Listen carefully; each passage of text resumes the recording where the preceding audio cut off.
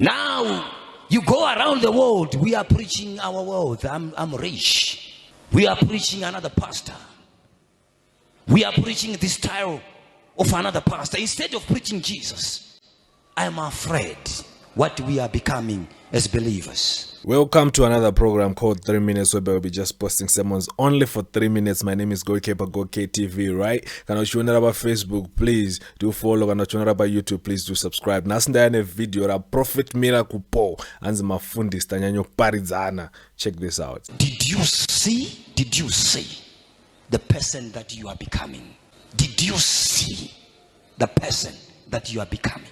Mutendi wa Mwari. Wamboona here zvawakuwe. Wamboona here zvawakuwe now. Wamboona here kwawakuyenda. Wambozviona here. The person that you are becoming. Have you noticed that you have changed? You are not the same person. You are no longer the same person in the kingdom of God. You have changed. Hausisiri munhu uya muna Mwari washanduka. Uri kumboona here munhu akubuda pauri. Umbomuona here. Ndosaka ndati zika muupenyu. Wazika neupenyu wako. Woona pawakanhongwa naMwari. Woona pawakanhongwa nevhangeri yaMwari nezvawakange uri. You see, Sunday like this, we were called to be preachers, giving hope to his people. Now you go around the world. We are preaching our world. I'm rich. We are preaching another pastor.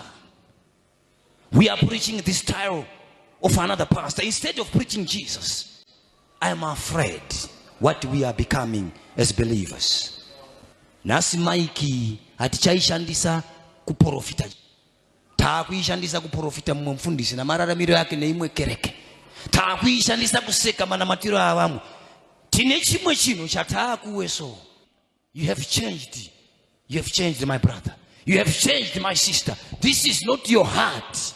You are carrying the heart of the devil. You were called to be a believer, but now you are carrying the heart of a devil.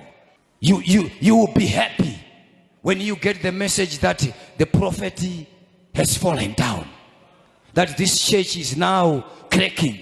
You will be happy. What type of a believer is this? You have changed, my brother. You have changed. The person that you are becoming, no.